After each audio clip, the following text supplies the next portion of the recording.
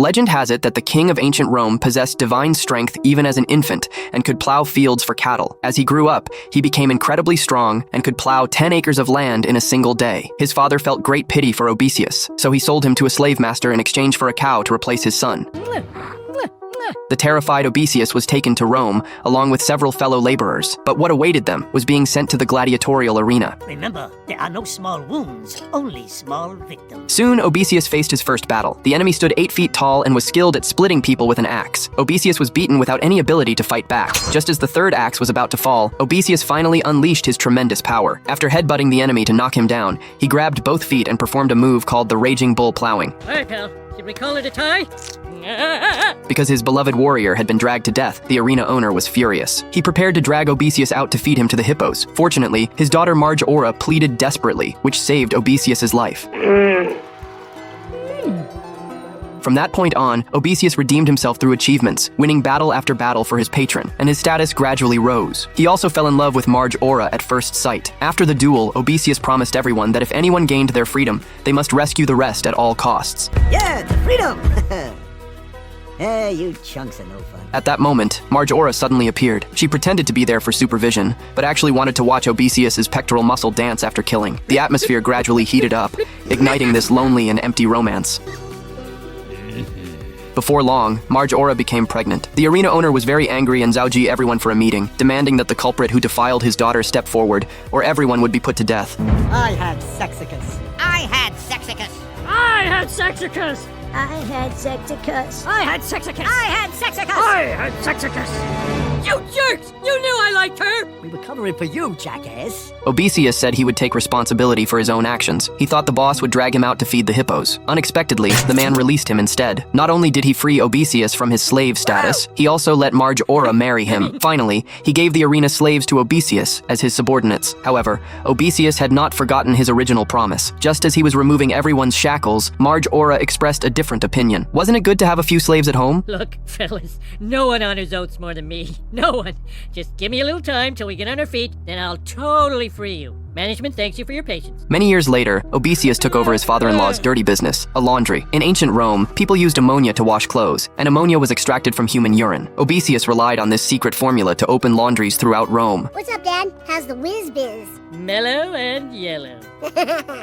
The family rapidly became wealthy and successful. They left the rural town and moved into a top luxury mansion in the city. Seeing the newly rich Odysseus, his friends took the opportunity to ask whether he should keep his promise to return their freedom since he made money using their secret formula. However, Odysseus at this time no longer had the loyalty and righteousness of years past. He flatly refused his friend's request. He then led his family to attend the nobles' church gathering. However, due to their low status, they could only stand at the very back and watch. Only senators could have front row seats. Marge Aura had a bright idea and incited her husband to become a senator to gain greater power. But Odysseus thought this kind of work would be very tiring. But think of the perks. You'll get invited to fancier orgies. The kinds with women. They have those? Odysseus excitedly went to the Senate, requesting that the Roman king give him an official position. The pig eye, a senator? That would be an insult to the dignity of this office. Just as Odysseus was grieving alone, the king's son suddenly found him. He said that as the emperor's political adopted son, he was the sole heir. As long as he helped him eliminate the king, on the day he succeeded to the throne, he would appoint him as a senator. Odysseus looked thoughtful upon hearing this. Pig eye. After the king died, Odysseus got his wish and became a senator. I love my job. Over the following decades, his power grew greater and greater, and his body grew fatter and fatter. But Marge Aura also became more vain and wanted more. Just because the Roman king didn't attend the banquet made Marge Aura very unhappy. So she once again incited her husband to eliminate the Roman king. Odysseus was terrified and flatly refused. It's a natural stopping point. Just remember, power comes to those who take it. An accident still occurred. Not long after, when the Roman king attended an important event, he had a slave taste the wine first to test for poison and discovered the wine was poisoned. You didn't. You wouldn't. Although he detected the poison in the wine, the Roman king did not escape the fate of death. Marge Aura took the opportunity to announce that the old god was dead, and her son Bart would succeed to the throne. After Bart became the king of ancient Rome, he ruled the world brutally. To silence the senators who opposed him, he even dissolved the Senate. This young emperor also contracted syphilis. He declared he was no longer king. because I am now your god! Odysseus could no longer tolerate this. He angrily denounced his son as a tyrant and called on the people to overthrow his rule together. Bart was furious and wanted to feed his father to the lions. We're gonna need more lions. Just like that, Odysseus and his good brothers returned to the cage once again. The oath they had carved on the wall back then filled Odysseus with shame, so he announced on the spot that they were all freed and were no longer his slaves. We're in a jail cell, you dope. Odysseus decided to stop Bart's rule. No.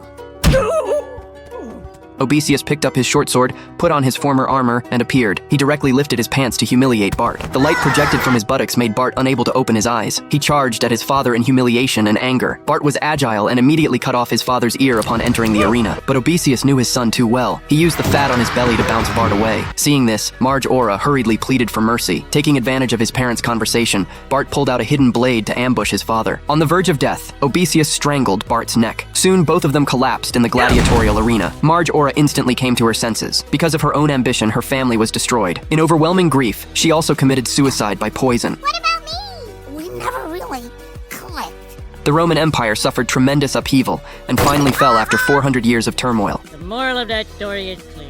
Marge is wrong, and ambition is terrible. No.